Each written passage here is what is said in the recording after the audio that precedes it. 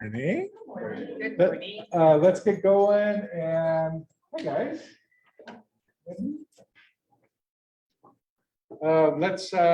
Let's get into our candidates for the South Bay Association of Realtors.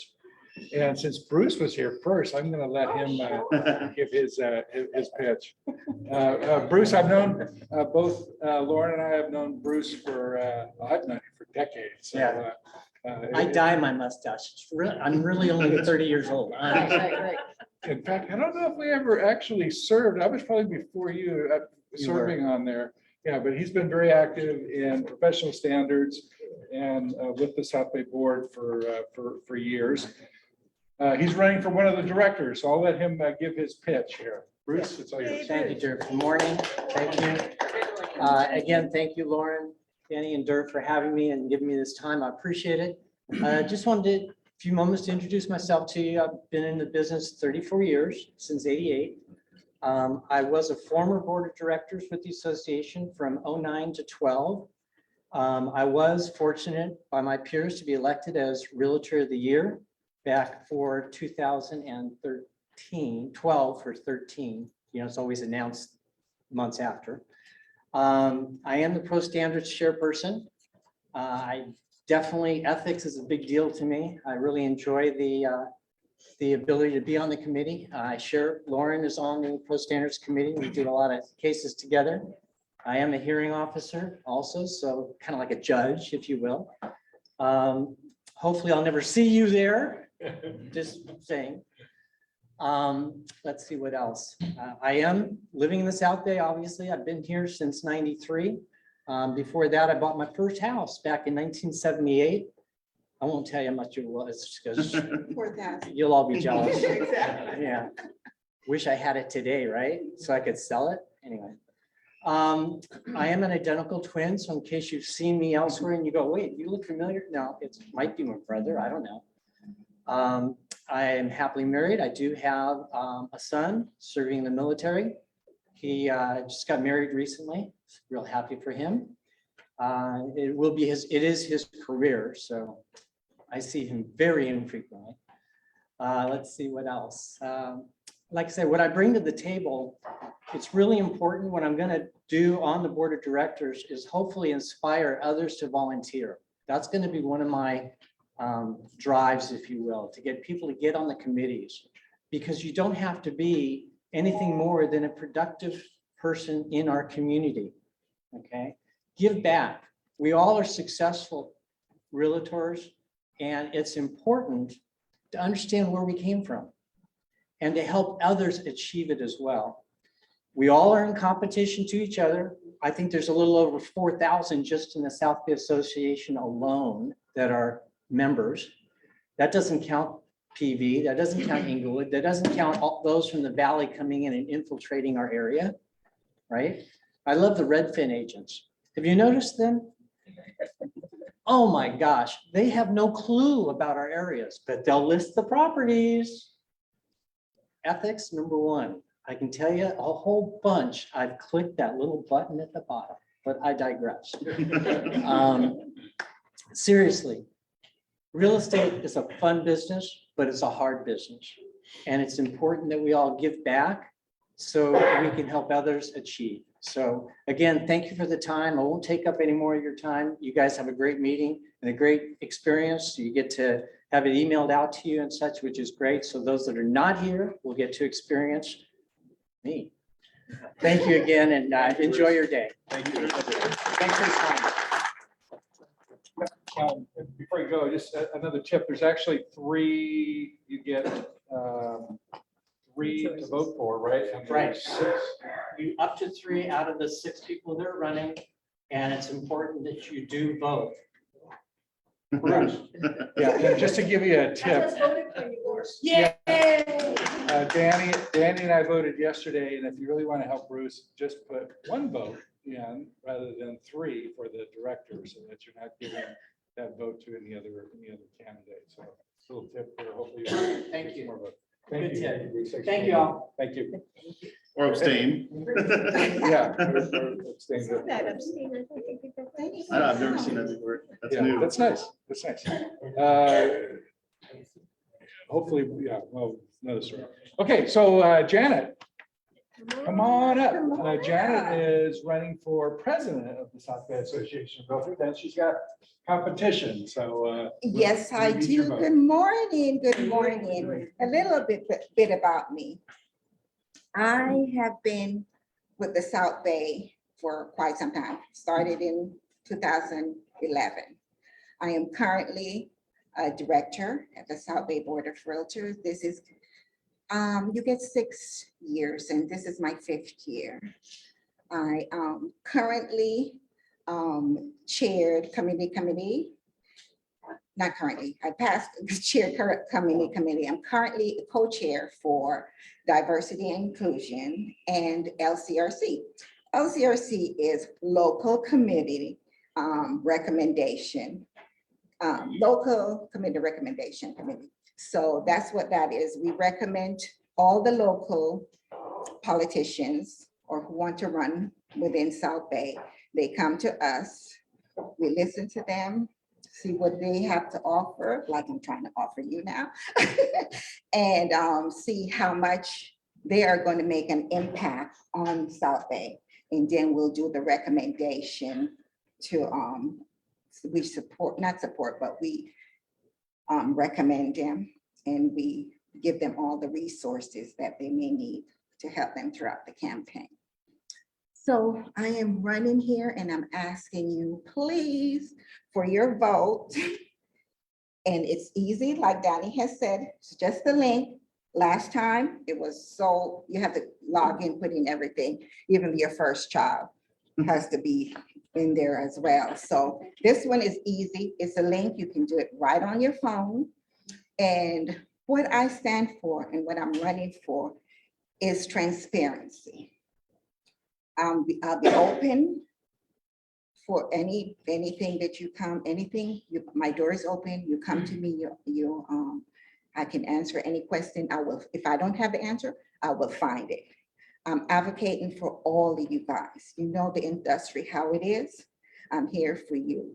And all your suggestions, I will take into consideration. And I know you guys have great ideas. So please, whatever you have, whatever you need to see changes at the South Bay, within our industry in real estate, just let me know. I'm here for you. And we'll appreciate all your, this is nice, sweet, and short. So appreciate your votes. Thank you very much. The Empowered Women. Yes, I will be there. I signed up for that. Oh, great. Oh, yes, I'm a member of Women's Council.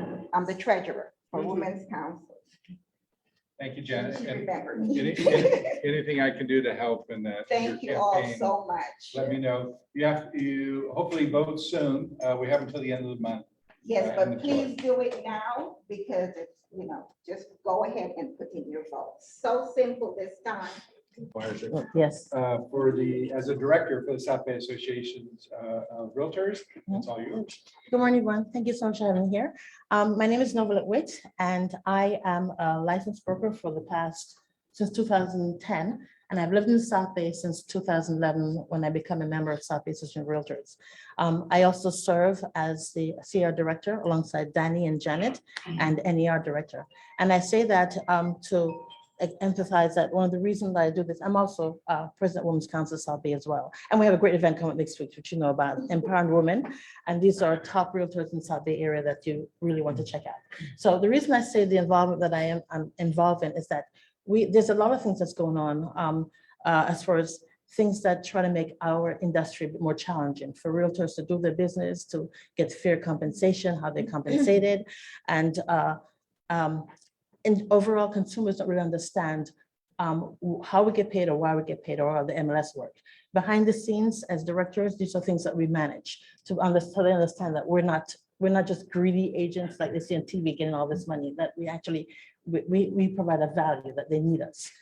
Constantly, we are always fighting this. We have to work with elected officials as to why they can't pass law that get and interfere with property rights. So if you own a property and you rent it out and they say you can't sell it for and so because these people have more rights than you, we fight against things like that. So why I'm running as a director is that I want to be able to get more involved in the local level with that bit. With CR and NER, we're doing a bit of that as well, but locally we have a lot of stuff that affects us, not just as realtors, but our clients. And so what they say is it's better to be at the table than on the menu. And that's why we're doing all this stuff and get involved in all that. And I know that a lot of realtors were not involved in this this level, don't want to hear all of the mess, they just want it done. And that's our goal, to just always know what's happening and make sure that our industry is protected and that consumers, as far as their property rights concerned, that's taken care of. So I'm asking for your vote. If you have any questions or you want to understand more about my background or whatnot. And remember, Women's Council is having the event next week. Definitely check it out. And I think that's basically all I have. Thank you so much for listening to me. I appreciate it. Okay. And there's three spots for director, so 3 people get elected regardless. So keep that in mind. Better to be. Doesn't ticket, you have to be present to win, so maybe that's why. Andy? Gift cards, you mean? No, gift cards, thank you. Over a dozen gift cards. We all know Andy from Andy's Termite. Andy, I want to give you a little bit of a background. You know, I've known Andy for decades. We were both like what, teenagers when we started this. Pretty much, yeah. He goes back to my old Frederick's Realty days. You won't find a more knowledgeable or ethical termite guy in the business. Andy, it's all yours. Okay. All right. Well, I see a lot of familiar faces. If you don't know me, I've been in business for 44 years with Andy's. I've actually been doing this for 52 years. Graduated in 1970 and went right to work for a termite company and started my own 8 years later. So, and it's all real estate related. So I've learned a lot about your industry along the way. So if you have any questions about a complicated termite report or a real estate transaction involving a complicated termite report, you need to ask somebody. Never hesitate to call me. If you have your own termite guy, that's not a problem. I like to help solve problems, regardless of whether I'm your company of choice or not. So hang on to my number and call me if you need me. I wanted to talk a little bit about the change that's taken place over the last probably 6 years since they changed the purchase contract. Prior to that, you know, those of you who've been in business a long time remember that it used to be part of the purchase contract to order a termite inspection. WPA, right? Yeah. Was that the? Yeah, and it used to be right in there. It was a section. And in it, you determine who's going to pay for the termite inspection, who's going to pay for the termite work. And then if it's section 1, section 2, had all that right in the purchase contract. And I guess what was happening is in Northern California, they didn't like that. They kind of thought that this should be part of a negotiation between the buyer and the seller. Maybe they didn't care about the termite work, or maybe they're going to remodel a house. But because it was part of the contract, it became part of the transaction. And so the lenders would require the work be done, whether the buyer and seller wanted it done or not. I think another thing that happened was in this transaction, you had a buyer making an offer, and then they had a contingency period. They had some time to do their due diligence or just change their mind and back out of the deal without any loss. The seller, on the other hand, and had a lot to do with, nobody was ordering termite inspection until after you opened escrow. And they were agreeing to do work, not having any idea what it was going to cost until after they were already locked into the transaction. So they would get into the transaction, find out that the termite work was going to be thousands and thousands of dollars. In Northern California, some of the jobs are really big because there's a lot of dry rot, to where it was no longer practical for them to sell the house. But it was too late. They didn't have a contingency period. They didn't have a way out. They agreed to it up front. I'm going to pay for all section 1s, and then find out section 1s are going to cost 50 grand. So they didn't have a way out. So they were locked into this transaction, whether they liked it or not, whether it made sense anymore. So in Northern California, the realtors started just crossing that section right out of the purchase contract and kind of doing their own thing, and kind of caught on. So I think California Association of Realtors knew this. The committees got together and they decided, let's remove it from the purchase contract. And what they did is they put a similar paragraph in the request for repairs. So when that happened, it caused termite companies to transform from part of the contract itself to one of the inspection companies that would be hired by the buyer to do their due diligence to see what was wrong with the house. And then if they felt they wanted the seller to pay for some things, they would put in a request for repairs, just like they would for the roof or the sewer line, you know, or something else that might be found wrong with the house during that contingency period. So, but it took a lot of time for that change to happen because a lot of the old school realtors, they had always got termite inspections for their sellers. And they were used to the termite work be part of the transaction. So it took some time for it to evolve. One of the things also that happened prior to this change, because almost always the listing agent or the seller themselves would order the termite inspection and order the termite work, it created a substandard culture of termite companies that were very seller friendly. If you were a top producing listing agent, you would want to get a termite company who's going to save your seller some money. So termite companies, knowing that, they would promote themselves as being seller friendly, and they got to be known as being seller friendly. But to be seller friendly, you had to cut some corners. You had to kind of look the other way sometimes. Say the more typical thing is you got a house full of termites, but they would still spot treat instead of fumigated. Now, sometimes you didn't even know you had termites until the termite guy told you you did. And chances are, if you moved into a house you just bought and it had termites because the job wasn't done right, you probably wouldn't know that. 2-year guarantee, it's up. And later on, you go to sell the house and you find it's full of termites, and now you get stuck with the bill. So a lot of things were not done properly. And these substandard termite companies were a problem in my industry. We always kind of looked at ourselves as kind of a dual agency. You know, we had a responsibility of the buyers and the sellers. So we always kind of went right down the middle. We didn't exaggerate in conditions. We didn't put down anything on our termite reports that were not there. And we put it down accurately, but we also didn't miss much or cut any corners. So we were not that seller friendly. And so back then, although most of the brokers knew we did a good job, it didn't matter. I had one broker tell me, I don't know why you don't get more business from my office, Andy. I tell everybody what a great job you do. And they said, well, every time you say that, I lose another listing agent because that's not what they want.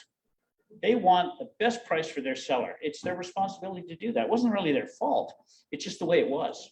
Well, when this change happened, all of a sudden that type of termite company was no longer marketable, because even if you were that top producing listing agent and you had your guy, let's say, be proactive, get a termite inspection done, send it over to the buyer showing you've already got your inspection done, the selling agent would look at that and say, oh, I know this guy. Now we're going to get our own termite company. We can't trust this guy. He's seller friendly. So it didn't even do him any good, and sometimes would make them look bad. So that type of termite company slowly disappeared. There was just no demand for it anymore. We became really popular because we were that guy in the middle. You know, even if the seller wanted to be proactive and get a termite inspection, typically the buyer's side would accept our inspection, knowing that we had a pretty good reputation. So we became pretty popular. But everything's really changed. In the beginning, as I said, it didn't change much. We were still getting most of our inspection requests from listing agents. A year later, a little less, a little more from the buyer. Today, we get almost all our inspection requests from buyers agents. We almost never do work through escrow. It's my understanding typically when the buyer puts in that request for repairs saying, I want you to fumigate the house, they negotiate a credit. And I like it because guess what happens? The buyer orders the termite work directly from us and pays us when we do it. So we don't have to wait for escrow or hope it doesn't fall out of escrow. And we're doing work for somebody that wants good work. You know, before the seller, they did it because they had to. They would always be annoyed if we found things wrong, you know, and we're working for that person.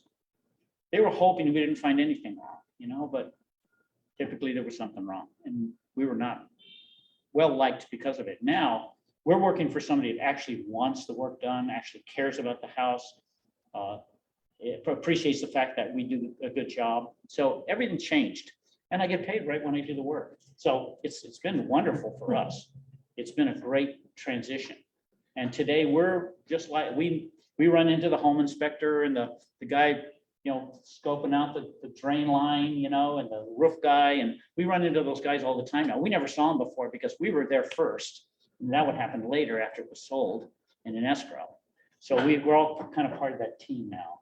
And I kind of like being part of that team. One of the things I really enjoy is that when we do a termite inspection, we're typically there with the selling agent and their buyer. And they're really interested in what we have to say. We're state regulated. We're not like most of those other inspectors. We have to follow the rules that the state's given us. So we actually don't have an opinion. When we go inspect, we're told where to look, what to look for, and when we find out what to recommend.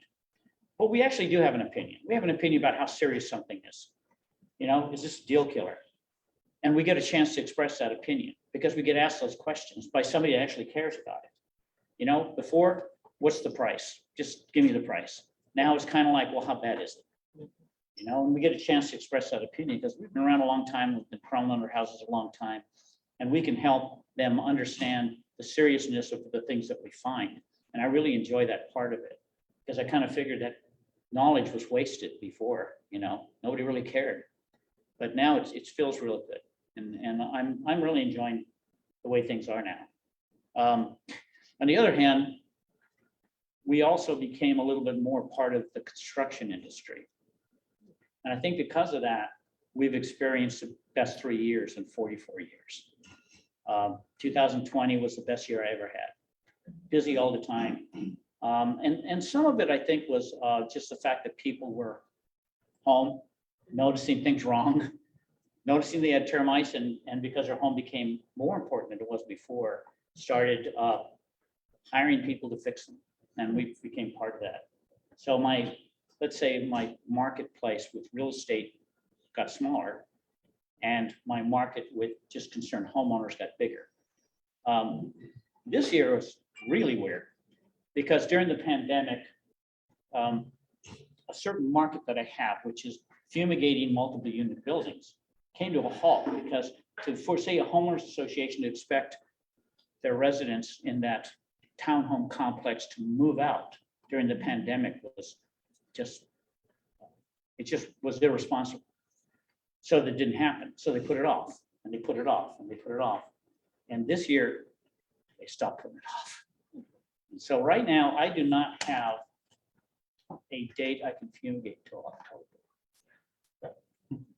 Now, That's great. yeah, it's crazy. They took all the weekends. And I'm even doing large complexes during the weekdays because they still wanted it done this year, so they took weekdays. So I'm working harder than I've ever worked. I've just turned 70, and I'm working more hours and harder than I've ever worked, but I'm probably as good or better condition I've ever been in my life. Man, I'm going all the time. I was just telling Mindy, I didn't realize my iPhone has a pedometer on it. And somebody told me that, because I'm old school, I don't know. I use it for a phone, And I looked on it, and that day I walked 5.7 miles and 10 flights of stairs. Because, when you do townhomes, you got to check the units, you're going up and down the stairs, and you got to go to every single unit. And that's what I do on Fridays, Saturdays, Mondays, and Tuesdays, almost every week. But so just a word of warning, we can get inspections done right away. I've been subcontracting some of my fumigations for real estate transactions. I've been in business long enough to where there's a lot of people in the industry that started their own businesses, that started at Andy's. My old general manager, some of you might remember Larry Perez. He works for a subcontract fumigator, does good work. So I'm actually. You used to do all the fumigations yourself. Yeah, this is the first year I've ever subcontracted fumigations, but it's because I got booked, but I had to pick somebody special. And in December, you always offered like discounts for sellers Yeah. who wanted to. So it looks like that's not gonna happen. Well, you never know, December's, you don't get these big complexes in December. I do already have a really huge church I'm doing between Christmas and New Year's, but it still could happen, the economy. Not sure what's going to happen with the economy, but when this thing dries up, things could be back to normal. Looking for business, discounting jobs in slow times. I don't know yet. Yes. You only work in Torrance, or do you go outside? Go to the 605. Go to the basically 91, 105 across to the west side of the 405. I kind of run the coast. Okay. You know, that's pretty much it. You know, if it's something big, I might go further out.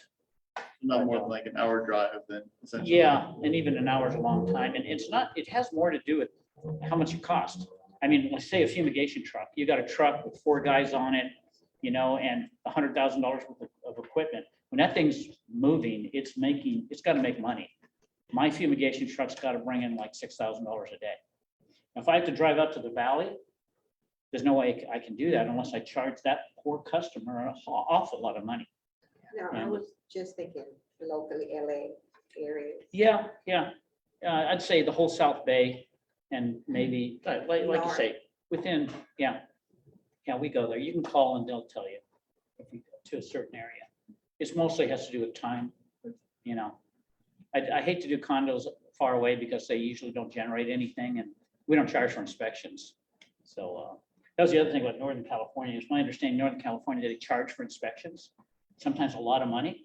And that's another reason why they never got the inspection done before they got it in escrow. And then, like I said, it was too late because they were already locked in. You know? Do you see that changing down here Well, it's already changed. as far as charging for inspections? Oh, no. I don't see that changing. You know, we want the opportunity to bid on work. You know, I know some charge for units for doing an inspection. yeah, we usually do. It kind of depends on why they're calling. We've learned that, say, an apartment building almost never do termite work. They might negotiate the price, but they're still not going to call and order any termite work because they don't want to put up the tenants for, say, a fumigation as an example. And we're a little careful about that. We don't want our time wasted, you know, and we don't do free inspections because it doesn't cost us anything to do them. It costs us as much to do inspection as a home inspection, you know, and being regulated, we're much more held accountable if we don't do it right. But yeah, no, I still don't see it. It's too competitive. You know, unless this thing goes on and on and on and all the termite companies stay busy. It's already slowed down, as far as I know, in the fumigation industry. I'd say that early in the year, every fumigation company was booked up for months. Now I call this subcontractor and they're the biggest around. They have 150 employees, I think something like 40 trucks. And now they're able to schedule some fumigation within a couple of weeks. So that tells me that everybody else is slowed down. I'm not slow because I got all these big complexes going on. But it's probably going to get competitive again at some point. I don't think anybody's going to make that decision. We raised our prices at the beginning of the year. I gave every employee $2 an hour raise to try to kind of help combat the inflation. You know, I don't have any plans on raising them again. That was enough to pay for that. We haven't had a lot of increases in materials as far as fumigation, fumigant, pesticides. It's just obviously, you know, building materials have gone up a lot, but we don't, that's not a big part of our business, repairs. So, yeah. Would you do secondary treatment on an apart, like an 8-unit apartment building, or do you think that's kind of a waste of money? It's usually kind of a waste of money, but sometimes it's the most practical thing you can do. No, we do a lot of them.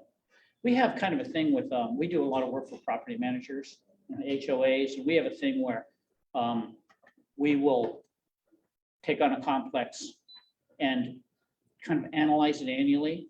We keep track of where we treat. We make recommendations at the end of the year based on if there's one building that's got a lot of termites and we're losing it. You know, it's getting worse. It's not getting better. Some of them we get under control, and we just kind of like communicate with the HOA or the property manager to let them know when it's time. I've got like 5 complexes. I fumigate maybe a building a year in a complex, maybe 40, 50 buildings. And they're slowly working their way through, and we let them know when one's bad enough. So yeah, we can do anything. It just, we're straight up with it. The problem with spot treatment, it makes a ton of money. It's a ton of money. $2,000 fumigation makes about $300. A $500 spot treatment makes about $450. So that's why spot treatments are so popular. It makes a ton of money. So you really need somebody who's going to be honest with you about it, because they're going to try to sell you spot treatments. It makes way more money than fumigation. So, and we try to always answer the questions based on what's in your best interest, not ours. And it's worked out 44 years in business, so.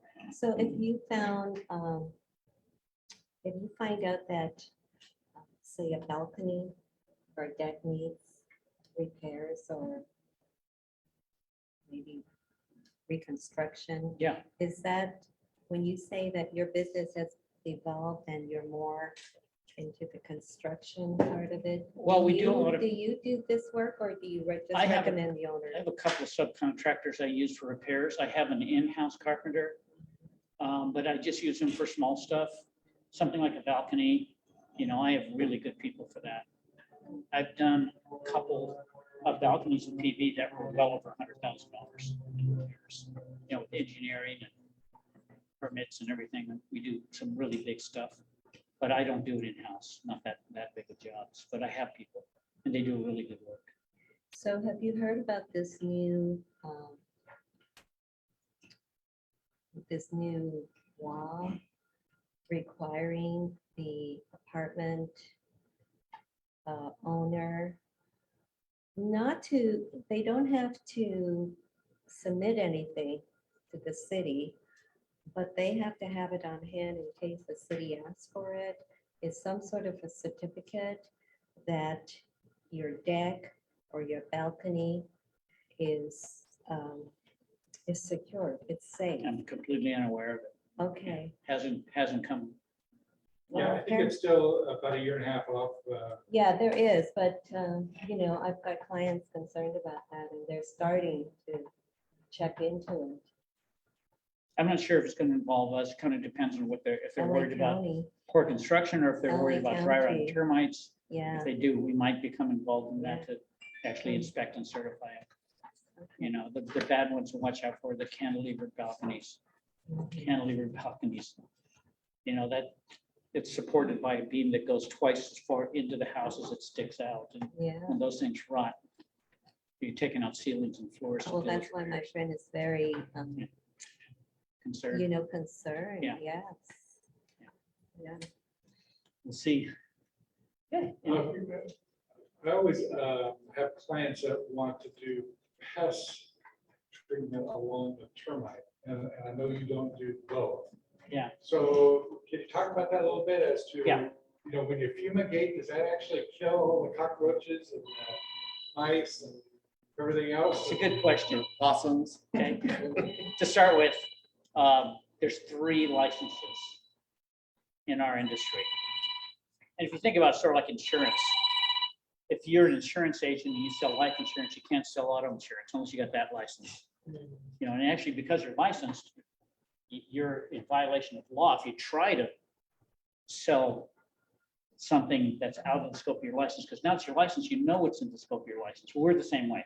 It's 3 licenses. Branch 1 is fumigation. Branch 2 is household pest control.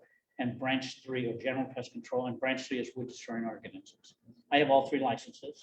I have 4 people in my company that have all 3 licenses. So we can do general pest control. I maintain mine because I do bed bugs. I fumigate for bed bugs, and I can't fumigate for bed bugs unless I have a branch 2 license. But it's really not my expertise. I did branch 2 when I started. I started Andy's Termite in 1978. And I think I did branch 2, general pest control, for 10 years. Not that good at it. It was never my expertise. And I'm competing with huge companies that have thousands and thousands of contracts. So say as an example, if I'm servicing people for general pest control, roaches, ants, fleas, mice, I might have one in Pedro, another in Lawndale, and then I got one in PV, and one in Carson. Well, I can't make any money that way. Orkin probably has 15 contracts in that neighborhood. So their guy will get 15 stops in a day. That's how you make money in pest control. And that's why the big industry, the big companies really advertise that part of it. Termites really not, it's not that easy to make money in termite. If you're making a lot of money in termite, you're probably ripping people off. It's just that simple. It's just not an industry that makes much money. You know, joke about the fact people go, I see your big tents. I see this. I see your trucks everywhere. You must be really doing good. And I go, yeah, I'm doing great. did $2.8 million in gross sales, and I live in a little 2-bedroom house in Old Torrance and drive a 2008 pickup truck. That's how good I'm doing. Because when when the smoke clears, there's not a whole lot left because it's a very expensive business to run.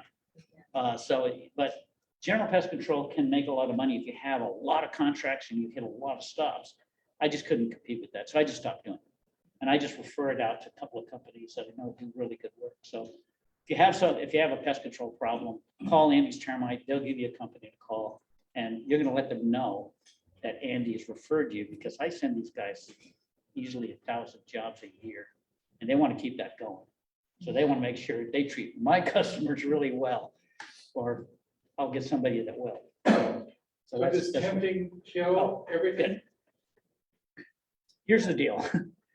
Termites. Because I've heard cockroaches are like the oldest living thing on the planet, right? They survive. Actually, termites are the oldest insect, yeah. Okay. So, and there's And, so. I'm surprised, Andy, all the times that I've heard, Andy's come to my classes over the decades and has done all these workshops. This is his first talk that he really hasn't talked about termites. It's more about the industry. So it's interesting, because usually you're always. Well, I can talk about either one. No, that's fine. It's made me younger, strong. So, okay, termites are a social insect. They care for their young, just like bees and ants and wasps. They care for their young. That means if you eliminate the adult population, everything else dies. No chance of survival. So when you fumigate for termites, you're only after the adults. The eggs are not an issue. So you use really low concentrations. Now, if you're fumigating food, let's say a ship of rice comes from the Orient, parks in the harbor, they're not going to unload that ship because there could be stored food pests in that rice. So they're going to fill that ship with 10 times the strength that we use on your house for termites to kill the egg, the larva, the pupa, and the adult. They've got to kill all stages, because to kill just the adults isn't going to do any good, because the eggs are going to hatch. The larva is a worm that does most of the eating. The pupa is a cocoon. It's going to sit and evolve into an adult and then emerge. All those are going to still be there in the rice. So they got to shoot 10 times the strength in that ship for 72 hours before they unload the ship, just so you know. And we're eating that. That's the rice we eating. Yeah. Fumigants do not leave That's why residues. you wash your rice. No, We must no. wash it. Fumigants don't leave residues. Also, they just kill. It only mixes in the air, and anything that is, And it that- evaporates. right, it dissipates into the air. It's a molecule, it mixes with the air, it doesn't attach itself to surfaces, doesn't leave a residue of any kind, just mixes in the air. If anything breathes that air, it's gonna die.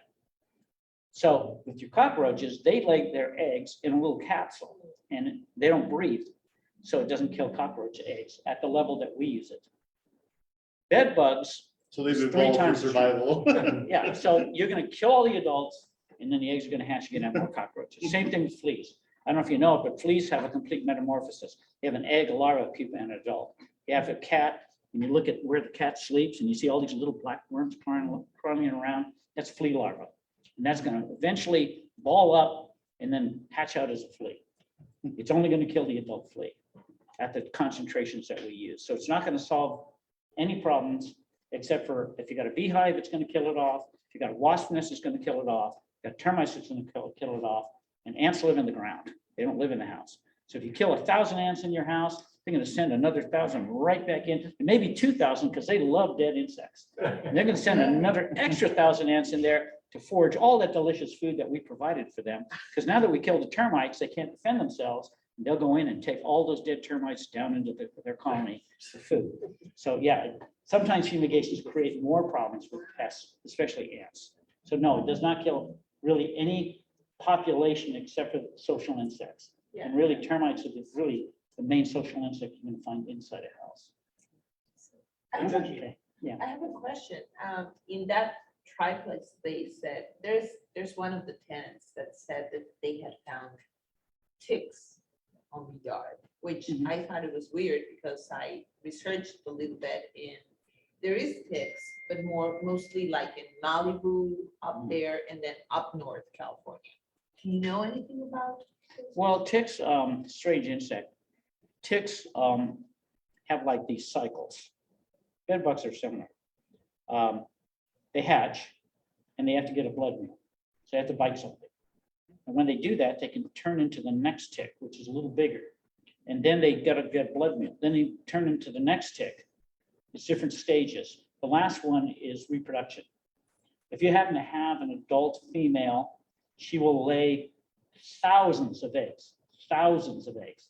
They don't lay a few eggs, they lay thousands of eggs. If you happen to bring a tick home from camping on your dog and it jumps off and lays eggs in your yard, you could have a big tick problem. Doesn't happen a lot because all insects live in a certain environment. Ticks live in a little damper environment, like in forests. We're a desert environment, so it's really dry, so they don't really do very well. But yes, you could have a tick infestation in your yard, but you probably brought it from somewhere else and brought it into the yard. They probably will not continue to reproduce just because it's so dry here that they will not survive. A lot of insects can't survive our dry climate. That's why you hear about all these insects, the killer bees, fire ants, and all these things. Well, brown recluse spiders, very poisonous. Well, we don't have them, not because they don't get here. Once in a while they get here, they might bite a few people, but then they die out because we're too dry. They're from humid climates or wet climates. So, when you displace different things into different environments, they don't necessarily survive it. So your ticks, yeah, you could have a tick invasion in your yard if you brought one home and it hatched. But and that's why, by the way, a tick can live 4 years. Because if he doesn't get a blood meal, he can live a year to get the blood meal. And then he turns to the next one and he can live a year to get the blood meal. And fleas are kind of like that, but it's more like weeks.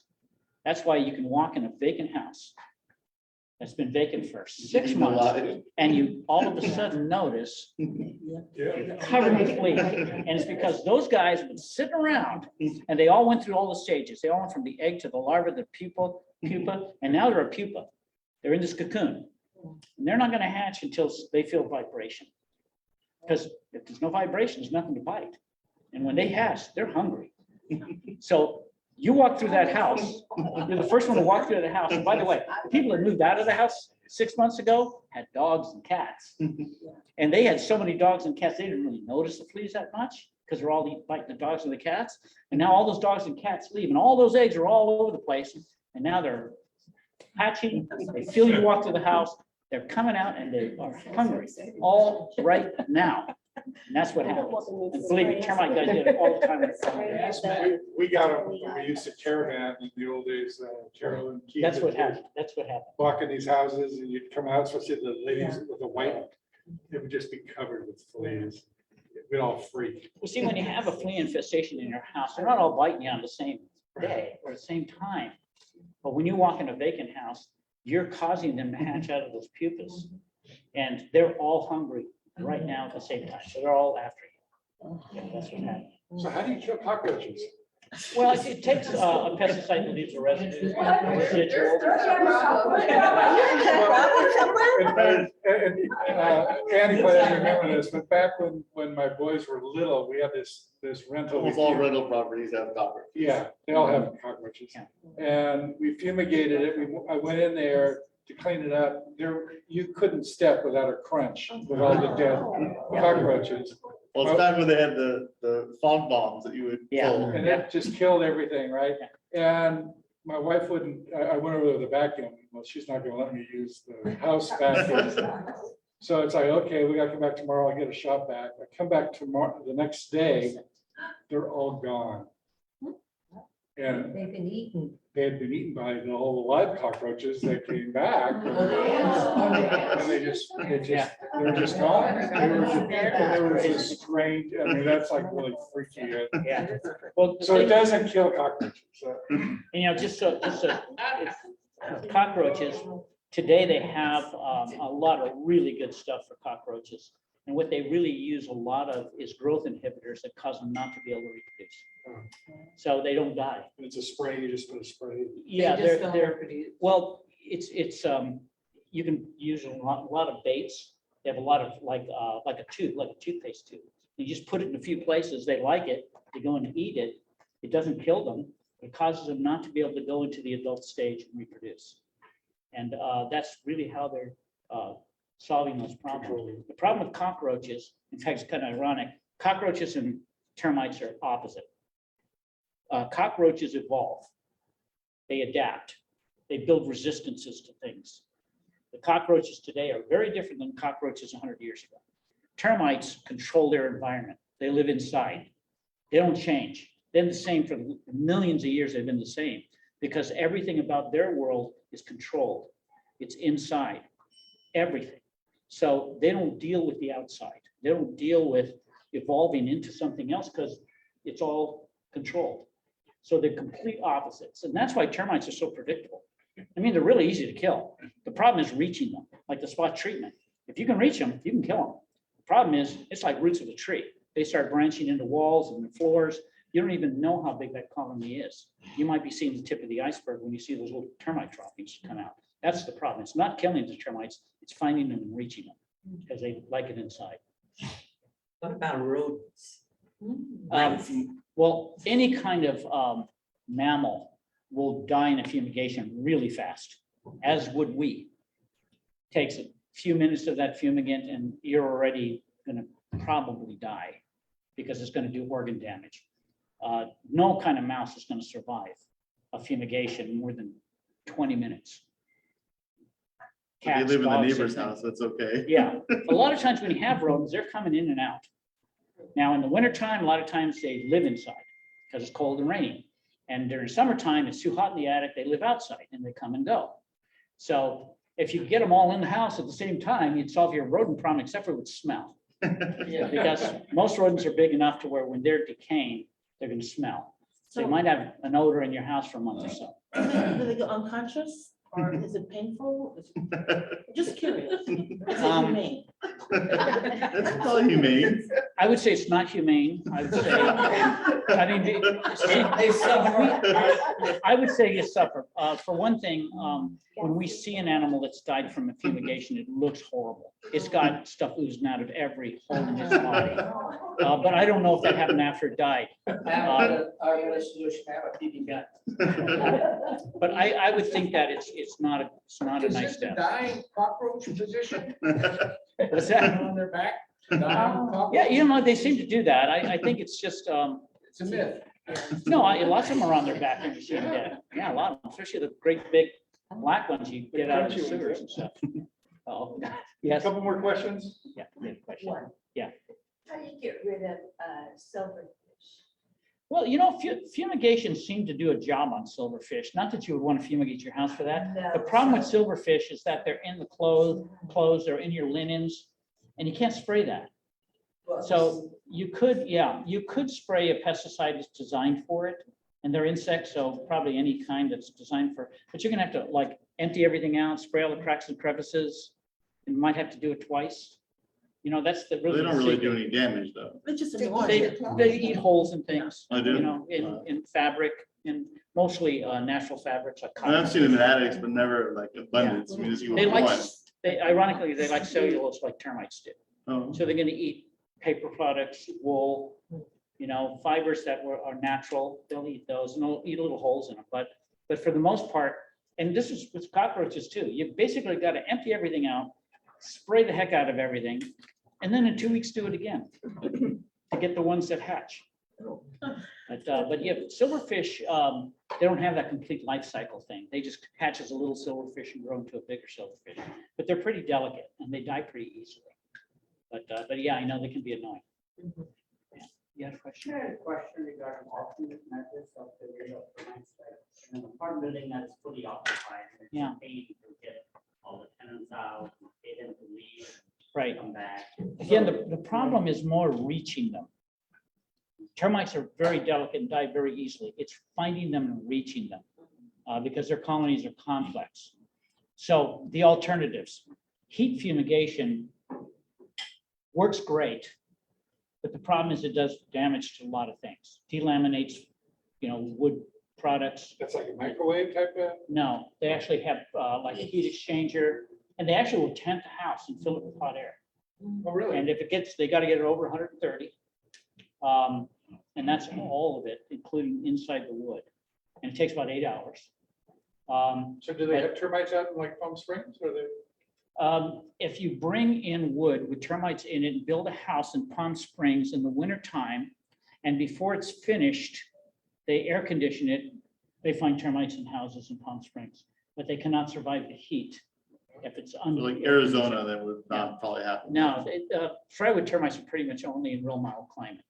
It's not that you can't get them someplace, and if they never experience the high temperatures or the low temperatures, they can survive. But for the most part, you're only going to find drywood termites along the coastline up to about San Francisco. Then they're going to disappear the Gulf Coast up to about South Carolina. And that's So if I about it. keep my attic 103 degrees. You know, and a lot of people, you know, you got termites in the attic, right? Well, they're working their way down into the wall fast. If you go in an attic in summertime and start probing open wood, you're not going to find any type of termites. They've migrated down into a cooler area. And then in the wintertime, they're going to come back up. And they'll So move more back like and the forth. foundation boards then. Or the walls. They like it inside the walls. They like around 70 degrees. So they're going to like it inside the interior walls better than anything. And that's one of the problems is that once you get termites, if you don't find them and do something about them right away, they're moving into areas you're not even going to see them. You're not even going to know they're there until they get really bad. And then they're either going to swarm into your units, or they're going to start pushing termite droppings out of the drywall or eating up the door frames or the baseboards.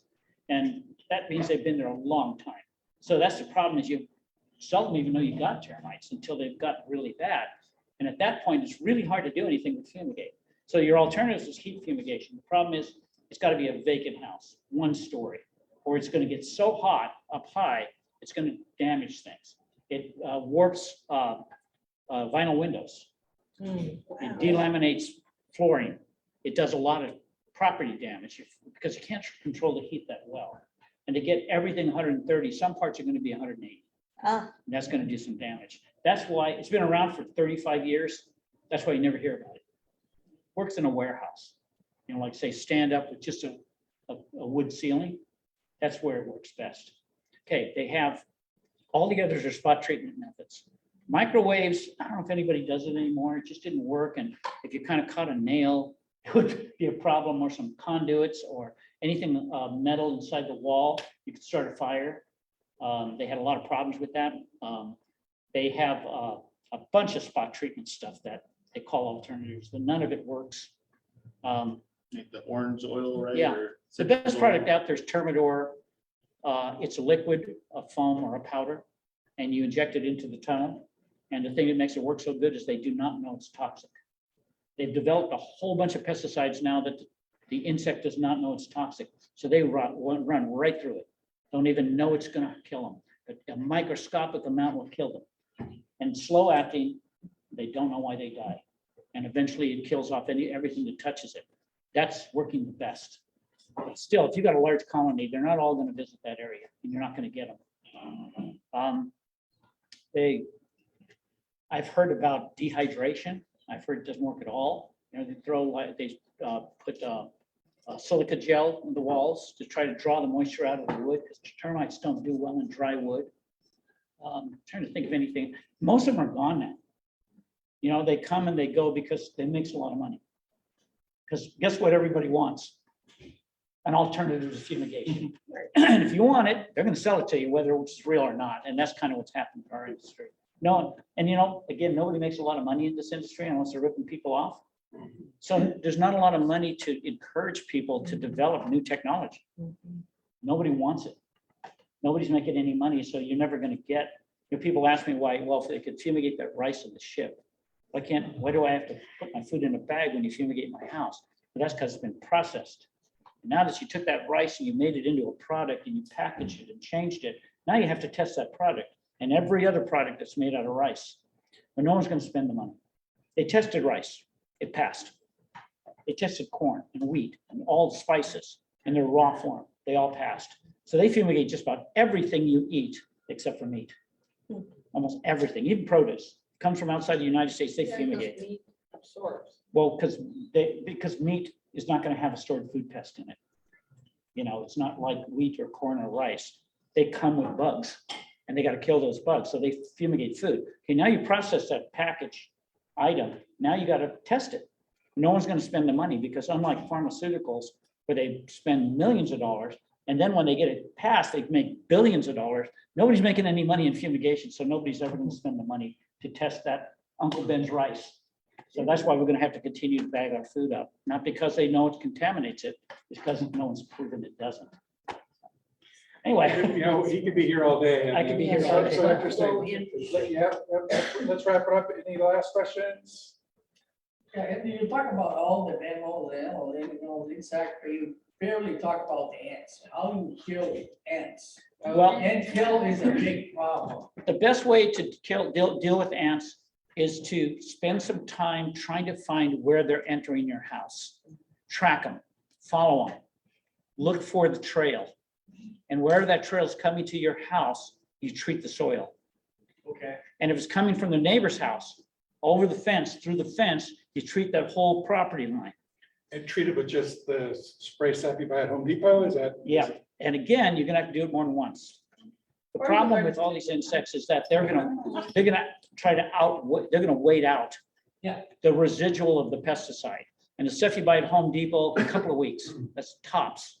So you're gonna have to spray it again and again, maybe 4 times. Okay. You can spray just your foundation. Besides the Home Depot, where else can I get a little bit more stronger Nowhere, product? nowhere. And stronger isn't necessarily better. Okay, more efficient, let's just say. Well, Do it once a week. the secret to ant control is being more tenacious than the ants. Spray it. In 2 weeks, you don't see any ants, spray it again anyway. 2 weeks, you still don't see any ants, spray it again anyway. Guess what? Those ants are gonna get tired of waiting in your neighbor's yard and they're gonna go to the other neighbor. And that's your best bet, because you're never gonna kill off an ant. Send a message, right? You could have one ant colony, can infest a whole neighborhood. Don't even think about trying to kill the ant colony. Just try to keep them away from your house, and you're just gonna have to put that barrier up enough times to get them to go somewhere else. That's about as good as it gets. All right. Thank you. You're welcome.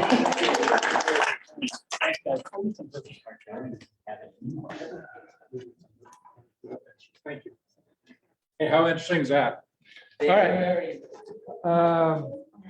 We have a drawing for those that are still here. You have to be present to win. Which one do you want to do first? Do we have, Tickets? okay, so, Mindy brought the gift today, gift cards. I'm sorry. Mindy brought the gift cards. Oh, thank you, Mindy. Gift cards. So this is, everybody has a ticket? Yes. Everybody has a ticket? Yes. And this is for Just one ticket. one ticket, one gift card. We're here. 872-381. Celine's got it. Oh, all right. Yay. Congratulations. This one for. Okay, so this goes in with the other 11 and we do a drawing Everyone. of everyone in the company. There's 250 agents, but you have to be present to win. Oh, well, when you only have 15, that's easy, huh? Yeah. Oh, and that's why there's 15 gift cards now. Okay, the winner is,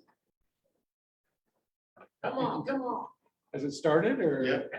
is it done? So whoever There's wins is so gonna many get that all you can't 15 tell. gift cards? Oh, It's like 12, I have about 12. Or 12? Maxine with us? Maxine Lopez. Probably she's here. She's not here. okay, so next month, it'll You be, get a lot of gift cards. it'll be one more. Maxine Lopez.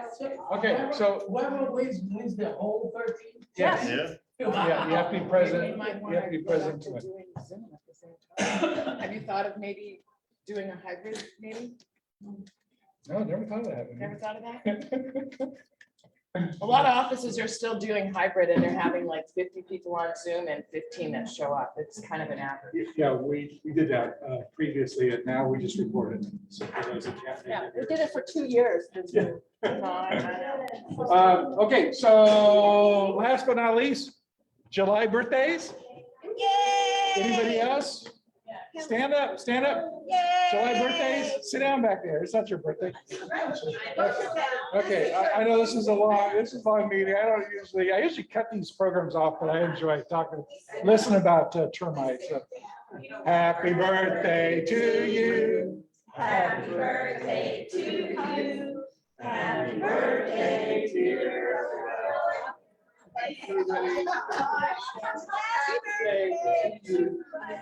Okay, so we have cake, we have birthday cake out there. Anything else out there?